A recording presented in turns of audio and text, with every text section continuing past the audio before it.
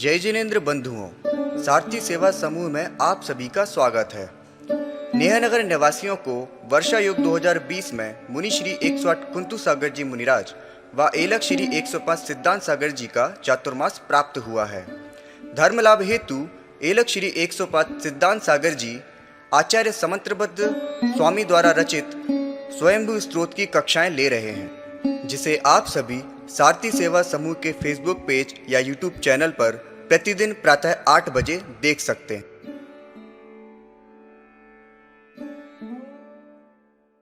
सिद्धेभ्यः ओम नमः सिद्धेभ्यः ओम नमः सिद्धेभ्यः।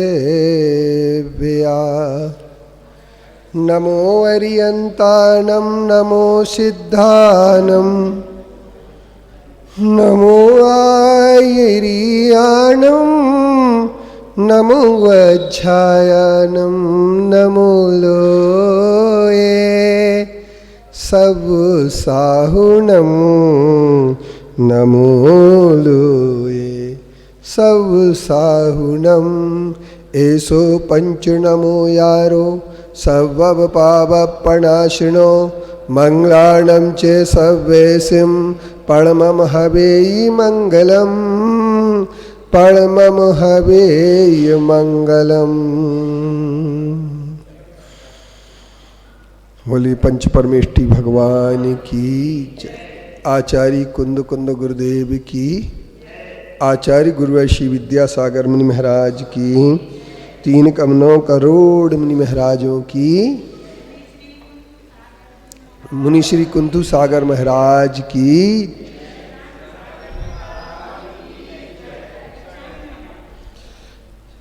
श्रेयांजन श्रेयस्वर्त्मनि मा श्रेया प्रजा शास्त्रजेय वाक्याय भवंशकासे भुवनत्रेऽस्मिन् नैको यथावीत घनो विवस्वन्।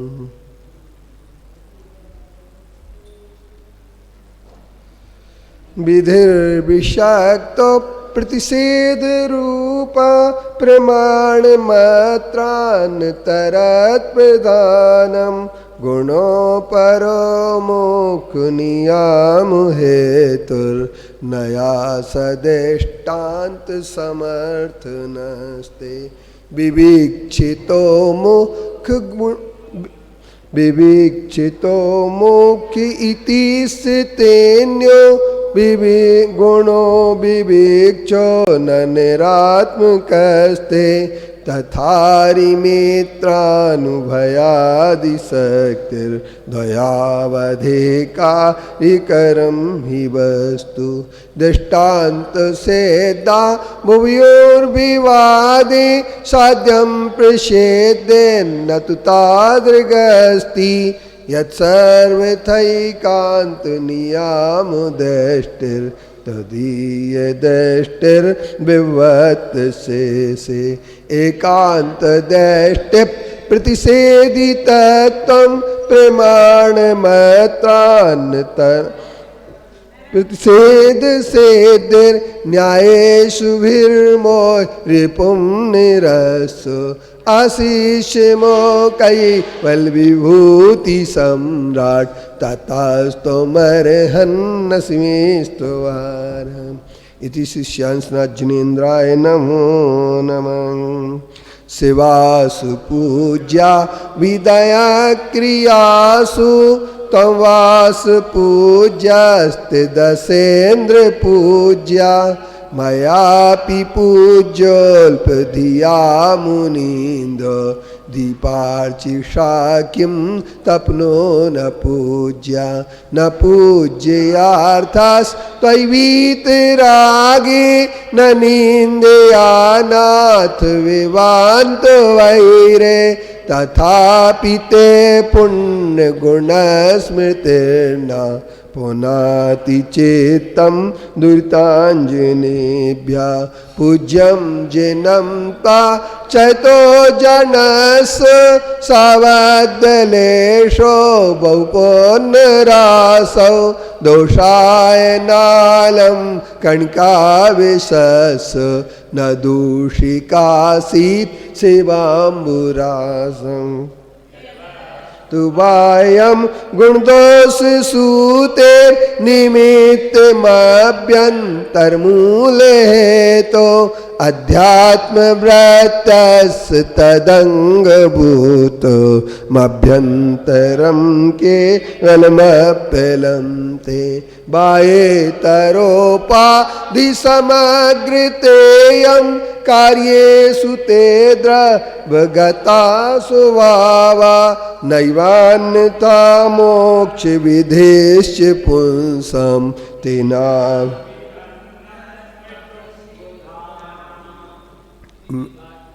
दाय न। अब ये हमारा वास पूजनाथ जिनेंद्र भगवान के आखिरी दो छंद हैं स्तवन के। यद वस्तु वायम गुणदोष सूतेर निमित्त मभ्यंतर मूल हेतो अध्यात्म वृत्तस्य तदंग भूत मभ्यंतरम केवल मप्पलम ते। यहाँ पर आचार्य श्री ने भी लिखा है, जो उसको एक बार अपन पढ़ लें। उपादान मय मूल हेतु का बाह्य द्रव्य ले सहकारी श्रावक जब तब पूजन करता पुण्य पाप का अधिकारी, किंतु साधु जब पूजन करते संग रहते ही जो रहते पुण्य पाप में भाव शुभाशुभ केवल कारण जिन कहते। जो वस्तु पुष्प आदि बाह्य वस्तु हैं, यद वस्तु वायम गुण दोष सूते, वो गुण और दोष से युक्त होती है।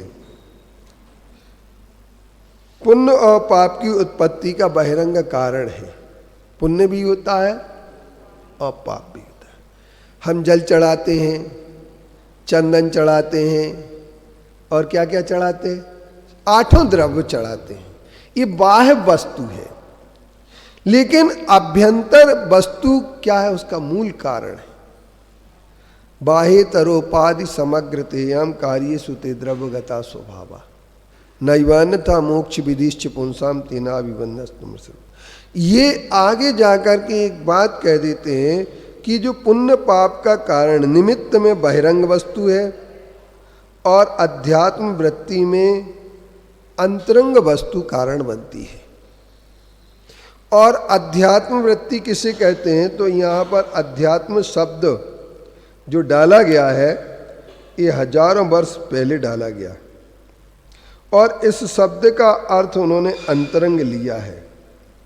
अर्थात भक्ति जो लक्षण अनेन भक्ति लक्षणम, भक्ति का लक्षण अध्यात्म वृत्तस् अर्थात आत्मनि अधिवृत्तम वर्तनम स्वभाव परिणाम लक्षणम यस अनेन भक्ति लक्षण शुभ परिणाम हीनस पूजन आदिकम पुण्य कारणम इति उक्तम भवति तथा अभ्यंतरम केवलम अपि अलम ते अभ्यंतरम शुभ अशुभ जीव परिणाम लक्षणम कारणम केवल बाह्य वस्तु निरपेक्षम न केवलम तत्सापेक्षम इति अपि शब्दाश्च अलम समर्थम गुणदोष सूते ते तव मते।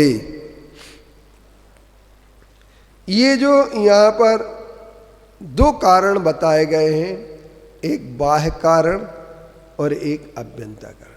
बाह्य द्रव्य जो हमारी है, जिसके लिए हमारे यहाँ एक बहुत लंबे समय से चर्चा चलती है, भाव पूजन की और द्रव्य पूजन की।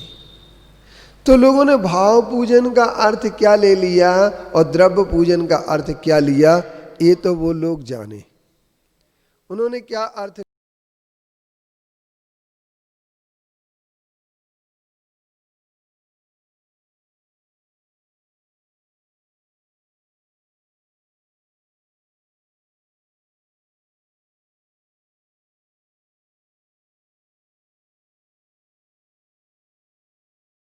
इसका नाम भाव पूजन है। लेकिन वस्तु स्थिति ऐसी नहीं है। वस्तु स्थिति कैसी है? तो वस्तु स्थिति ये है कि हमारे और आपके बीच में जो भाव पूजन है वह है मैत्री, प्रमोद, कारुण्य और मध्यस्थ भावना उत्पन्न होने का नाम भाव। हमारे अंदर से जो मैत्री, प्रमोद, कारुण्य और मध्यस्थ भाव पैदा हो जाते हैं उसका नाम भाव पूजन। और जब हम सिर्फ मन वचन काय की एकाग्रता के बिना जो पूजन करते हैं वो पूजन करते हैं। इस पर विचार कर लेना आप लोग। जो मन वचन और काय की एकाग्रता के बिना पूजन करते हैं वो हमारे कर्म। और जो मैत्री, प्रमोद और कारुण्य और मध्यस्थता की सद्भावनाओं के साथ जो पूजन करते हैं वो भाव पूजन। तो अकेले द्रव्य नहीं चढ़ाने का नाम भाव पूजन नहीं कहा जाता। ये जो हमारी परिभाषाएं बन रही है ये परिभाषा अपनी और अपने आप की परिभाषा है। और वस्तु स्थिति में ये परिभाषाएं हमारे ज्यादा महत्वपूर्ण नहीं। अब इसलिए यहाँ पर ये कहा गया कि जो अभ्यंतर कारण है, अंतरंग कारण, उपादान कारण, मूल कारण है और सहकारी कारण है। तो सहकारी कारण ये बहुत आपके मत में अंतरंग कारण बाह्य वस्तु से निरपेक्ष है और सापेक्ष दोनों ही प्रकार का गुण दोष की उत्पत्ति में समान। जो ग्रस्त पूजन करता है वो ग्रस्त बाह्य द्रव्यों से नहीं, और जो मुनि पूजन करते हैं वो मुनि किससे पूजन करते हैं? बाह्य वस्तु का अवलंबन नहीं लेते। तो बाह्य वस्तु का अवलंबन लेने से पुण्य भी है और पाप। और अभ्यंतर रूप में अध्यात्म वृत्ति से जो पूजन की जाती है उसमें पाप नहीं होगा और पुण्य भी। क्यों?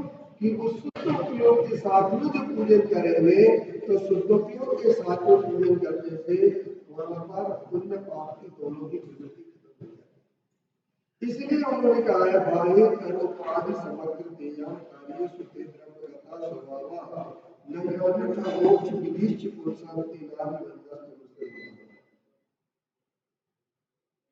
कार्यों में जो घट है, पट है या जो हमारे कार्य है जिसमें बदलता है या जो भी कार्य होते हैं उन कार्यों में दो कारण होते हैं, एक बाह्य कारण और एक आत्मिक कारण। तो इसको थोड़ा सा आप लोगों को समझ लेना पड़ेगा। उपादान कारण क्या है और निमित्त कारण। सहकारी कारण को निमित्त कारण कहते हैं। जैसे घड़ा जो बनता है वो मिट्टी से बनता है, मुख्य कारण है उसको। रोटी बनती है आटे से बनती है। और सहकारी जो कारण है उसमें, क्योंकि उपादान का मतलब उपमान समीप रूपे आधान उपादान, समीप रूप से जो साक्षात रूप से कार्य को ग्रहण करे उस कार्य की ग्रहण करने वाले कारण को उपादान कारण कहते हैं। जैसे रोटी कार्य आया तो रोटी को किसने ग्रहण किया? रोटी किसमें बनी? आटे में बनी। घड़े को किसने ग्रहण किया? मिट्टी को। तब कुमार घड़े रूप को बदला न, घड़े रूप को बदला चाक न चीवर न कोई भी चीज घड़े रूप में नहीं बदली। अगर घड़े रूप में बदला है तो कौन बदला है? मिट्टी बदली है घड़े रूप में। जब मिट्टी घड़े रूप में बदली है तो मिट्टी उसका उपादान कारण है। रोटी रूप में परिवर्तित अगर कोई हुआ है तो आटा हुआ है, न पानी हुआ है, न पटा हुआ, न बेलन हुआ, न आग हुई, न कुछ हुआ।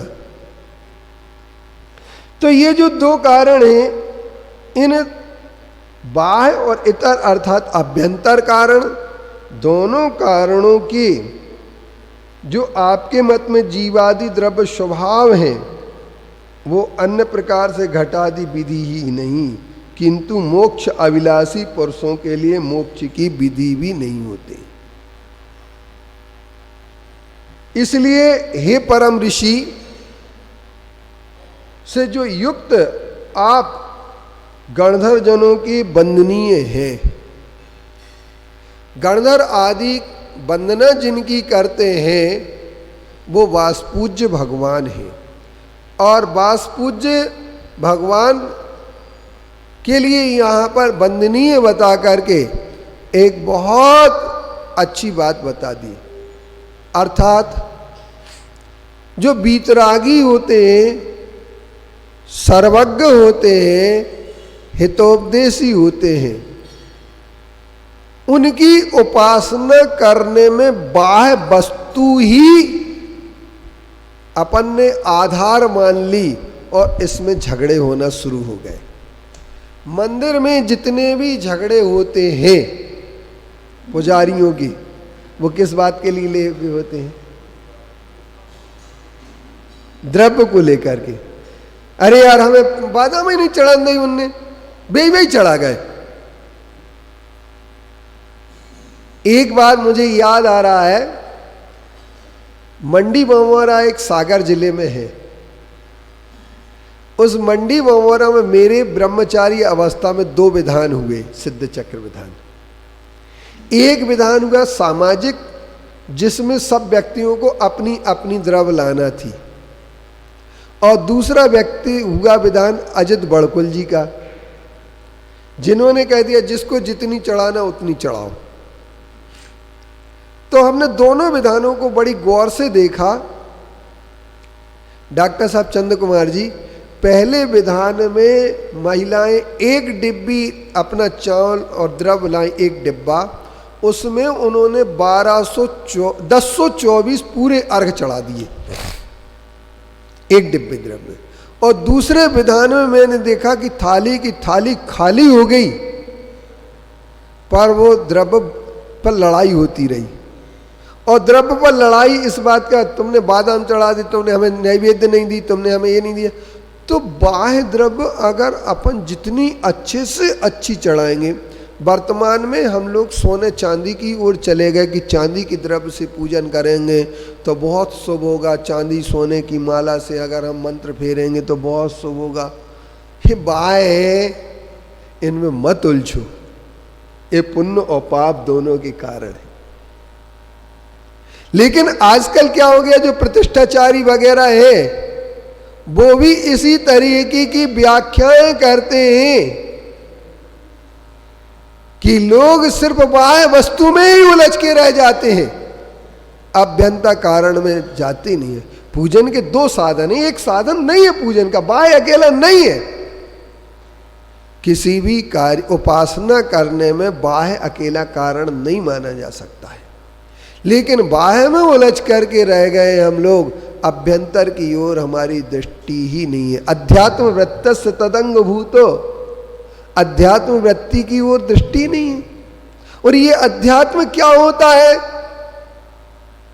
अधि आत्मनम, जिसमें आत्मा की प्रधानता होती वो अध्यात्म कहलाता है। और जहां आत्मा की प्रधानता न हो करके केवल वचनों की प्रधानता है, केवल जहां पर सिर्फ बाह्य क्रियाओं की प्रधानता है, वहां पर ही जाकर के आचार्य कहते हैं ये उपासना आपकी अधूरी उपासना होती है। लेकिन सब लोगों की एक ही दृष्टि रही, एक ही काम कर रहे हैं। मगर ये जो आप कर रहे हैं करिए, कोई प्रॉब्लम नहीं है, क्योंकि आप बाह्य तक, अगर बाह्य को छोड़ने की बात नहीं है, बाह्य में संतुष्ट हो जाना और सीमित हो जाना ये बड़ी खतरे की बात है। आप बहुत अच्छा द्रव्य चढ़ाइए, कोई दिक्कत नहीं, आपकी शक्ति है, चढ़ाइए, नहीं है समझे, आपकी शक्ति है, आप चढ़ाइए। आप सोने के पुष्प बना करके चढ़ाइए, आप जो चढ़ाना वो लौंग चढ़ाइए, चांदी की चढ़ाइए, जो चढ़ाना वो चढ़ाओ, और धोकर के घर ले जाओ, फिर कल फिर चढ़ाओ। क्योंकि वो निर्माल्य जो था वो तो आपने धो करके बाहर कर दिया। हमने जितने भी चांदी के लोग चढ़ाने वालों को देखा है, चांदी या सोने के चावल चांदी की लोग हैं, वो क्या करते हैं, चढ़ाने के बाद धो लेते हैं और फिर अपने बैग में रख लेते हैं, कल फिर लेके आके चढ़ा देते हैं।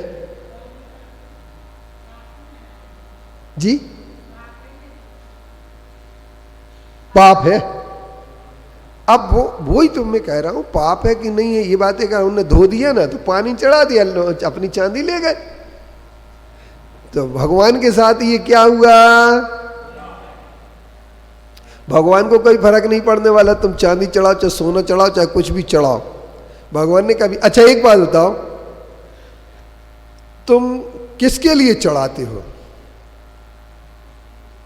एक है, क्या हुआ, हमसे एक मालिन ने शिकायत की, बोले महाराज जी इतने के पुजारी द्रव्य बचा लेते विधान की। तो एक सज्जन बोले और तुम्हारे लेने सब चढ़ा दे, में का पुरुष दे दे में तुम्हारे लेने। कोई बात नहीं, अपन उस समय मौन रहे, क्योंकि इन लोगों के झगड़े में बीच में बोलना अपना उचित नहीं था। पर बाद में मैंने चिंतन किया, कभी कभी लोग माली से बोलते देखो भाई ये जो बहुत अच्छे चावल हैं और हम ये धुल के आए और ये चढ़ेंगे आज, अच्छे से बेचना, तुम सस्ते में मत बेच देना। तो आपने जो द्रव्य चढ़ाई है वो माली के लिए चढ़ाई कि भगवान के लिए चढ़ाई कि खुद के लिए चढ़ाई, किसके लिए चढ़ाई? भगवान तो ग्रहण करते ही नहीं है। भगवान के लिए आपके द्रव्य से कोई ताल्लुक नहीं है, कोई लेना देना नहीं है भगवान के लिए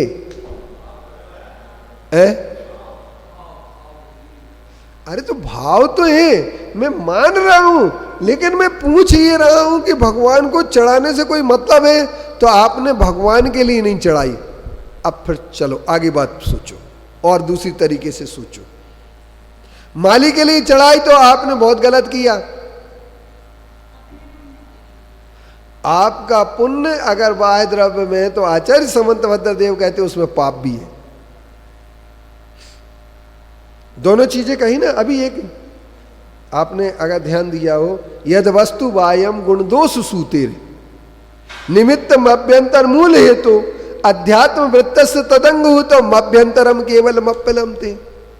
दो प्रकार की आपकी पूजन, एक अध्यात्म वृत्ति से है और एक बाह्य वृत्ति से है।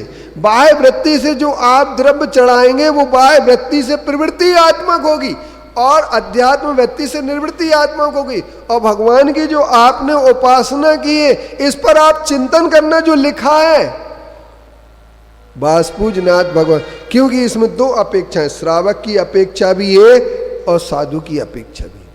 इसलिए इन्होंने क्या कहा, देखो जरा ध्यान से सुन लेना।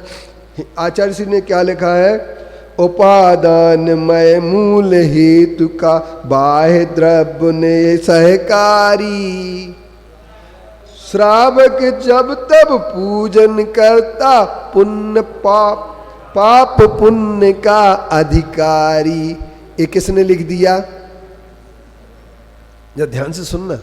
श्रावक जब तब पूजन करता पाप पुण्य का अधिकारी, उपादान मूल हेतु का बाह्य द्रव्य ले सहकारी। उपादान तो मूल हेतु है और बाह्य जो द्रव्य वो सहकारी है। और जब श्रावक जब तब पूजन करता है, बाह्य द्रव्य से जब पूजन करता है तो दो का अधिकारी हो गया, किस किस का? पुण्य का और पाप का। किंतु साधु जब पूजन करते, संग रहते ही जो रहते, संग माने परिग्रह से जो रहते हैं, और परिग्रह से जो रहते होते हैं वे बाह्य द्रव्य चढ़ाते हैं। कैसे चढ़ाएंगे? उनका कोई द्रव्य नहीं। एक हम पुष्पगिरी में पहुंचे, सन 1999 की बात है, फरवरी की। एक पुण्य सागर जी महाराज जी थे, बोले साधु द्रव्य से पूजन कर सकता है। किससे पूजन कर सकता है साधु? बाह्य द्रव्य। हमने उस समय उनसे एक बात कही कि आप बासपूजनाथ भगवान के स्तवन पर ध्यान देना जरा, और अपने बिहार कर दिया। बहस नहीं करना थी, क्योंकि बहस करना अपना उद्देश्य ज़्यादा नहीं बनाना चाहिए।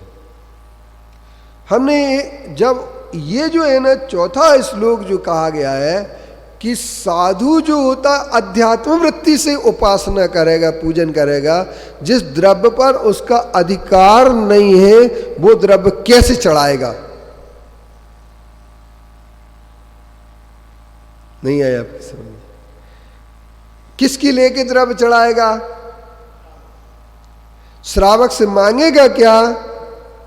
नहीं, श्रावक दे देगा, महाराज जी आप चढ़ाइए। श्रावक अगर दे देगा भी कहेगा तो वहां पर परिग्रह वृत्ति आएगी आएगी। इस पर आपको विचार करना पड़ेगा, इस पर आपको चिंतन करना पड़ेगा। साधु बाह्य द्रव्य से पूजन नहीं करता है, साधु अभ्यंतर मूल कारण से पूजन करते हैं। इसलिए साधु शुभ और अशुभ, पुण्य पापमय में भाव शुभाशुभ केवल कारण जिन कहते हैं।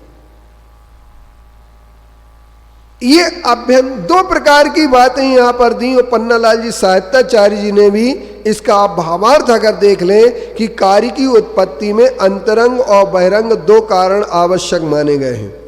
अंतरंग कारण को उपादान कहते हैं और बहिरंग कारण को निमित्त सहकारी कारण कहते हैं। अंतरंग कारण कार्य की उत्पत्ति में मूल कारण, प्रधान कारण, और बहिरंग कारण उसका अंगभूत है, अप्रधान कारण है। यह प्रकरण यह है कि पुण्य आदि बाह्य सामग्री के अभाव में मुनि जिनेंद्र पूजन किस प्रकार कर सकते हैं। तो इस प्रश्न का समाधान समंतबद्ध स्वामी ने दिया है कि पुण्य आदि पदार्थ गुण दोष की उत्पत्ति में बाह्य निमित्त है और शुभाशुभ परिणाम अंतरंग निमित्त है।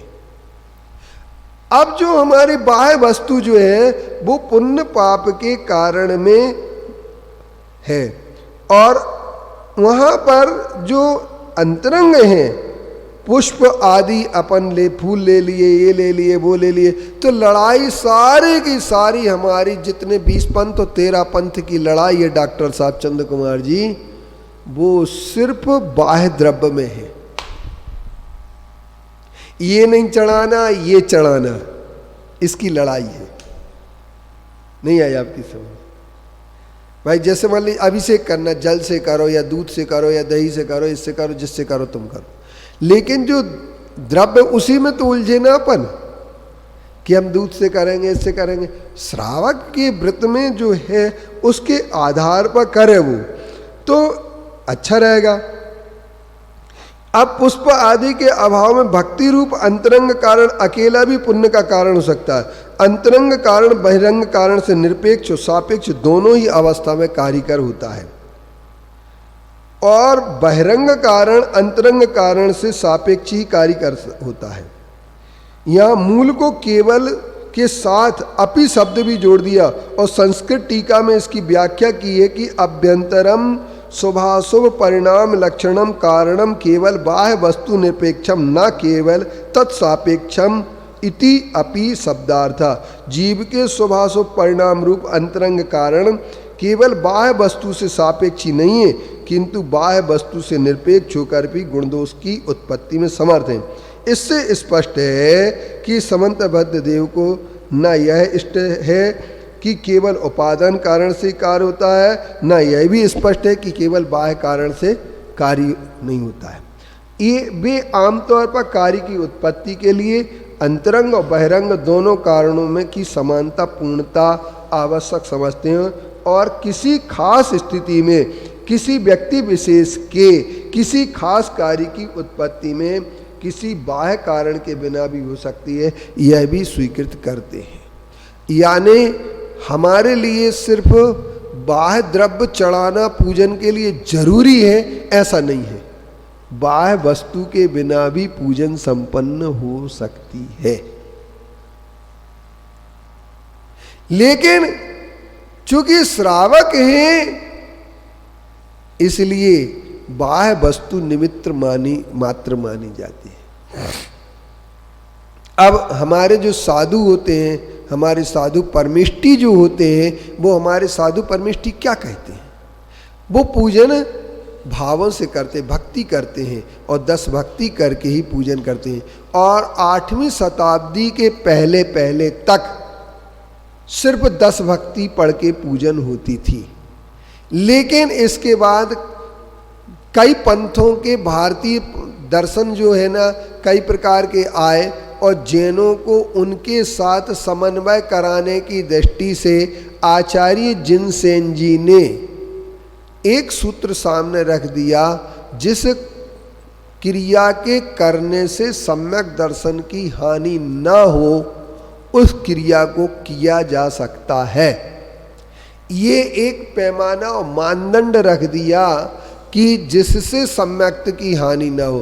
तो जिससे सम्यक्त की हानि नहीं होती है उसके लिए उन्होंने सामने रख दिया। अब इसका मतलब क्या हो गया?